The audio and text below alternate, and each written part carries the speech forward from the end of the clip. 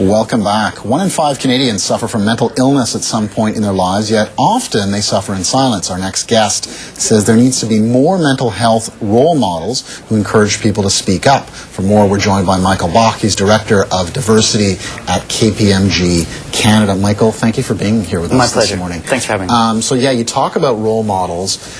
You're someone who in fact had experience with suffering from depression, and I think suffering in silence. Talk to us about how long it took you to sort of explain what you were going through to people. Yeah, I was diagnosed with seasonal affective disorder and depression when I was 20 years old, and at the time, there was a lot of stigma, as there is today, but even more so then, and so it wasn't until I was well into my 30s and almost 40 before I really started to come out as living with depression. I was speaking at a conference, and a woman got up and was talking about living with bipolar disorder. She broke into tears, and I immediately stood up and said, I know what you're going through.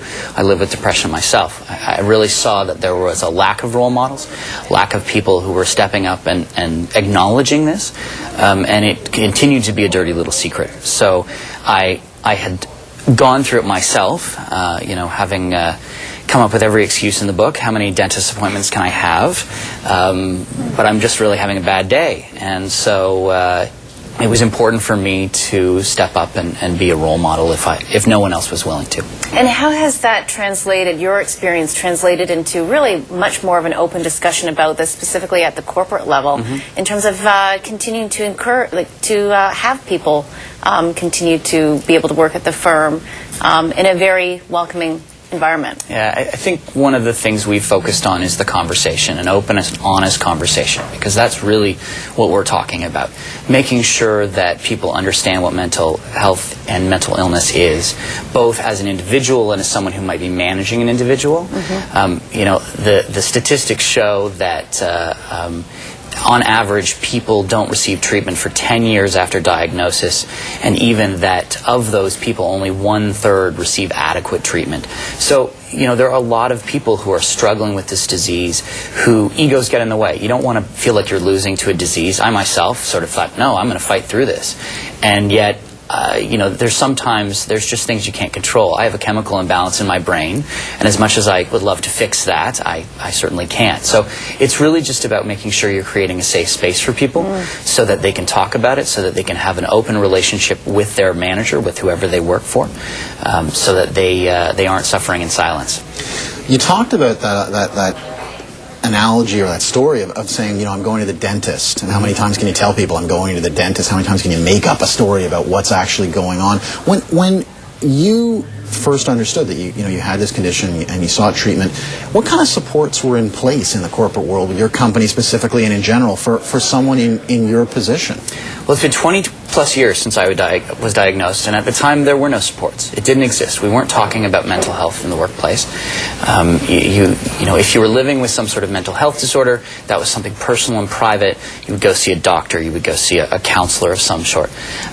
Today, that's changed. We still don't talk about it enough. I have to say that I really admire the work that George Cope and Bell has done around Let's Talk, and I think it really is shining some light into the corner on this. But we still have a lot of work to do to encourage conversation around this and really bring it out of the closet. And the program isn't that old as of yet, but what has the response been? Oh, it's been fantastic. We have sessions that we run with our employee assistance program, and they come in and talk about mental health and stress in the workplace. And we have a boardroom that seats about 250 people, and every time we run the session, it's completely full.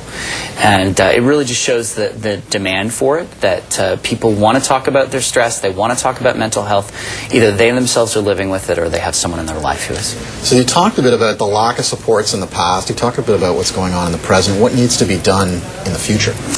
I think that employers need to step up on this, and I come from a very pragmatic business focus, and so I look at the amount of wasted time that people are not able to contribute to their jobs. They say one study showed that it was about $31 billion in the U.S. of lost productivity.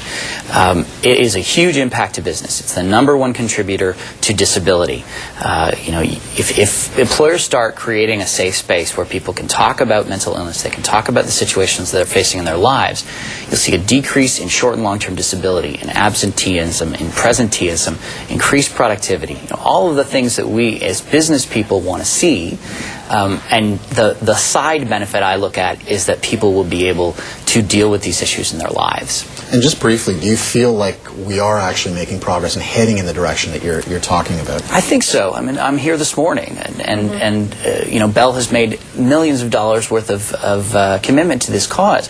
I think we're definitely moving in the right direction. We always have more to go. All right. Michael, thank you very much for joining us. Thanks for having me. That was Michael Bach, Director of Diversity at KPMG Canada.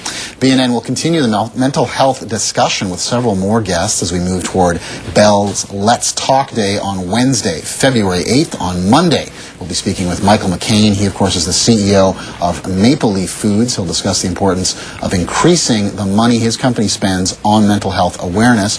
On Bell's Let's Talk Day, Bell will donate 5 cents to mental health for every text or long-distance call made by its customers. And last year, Bell Let's Talk Day raised over $3.3 million to support mental health programs.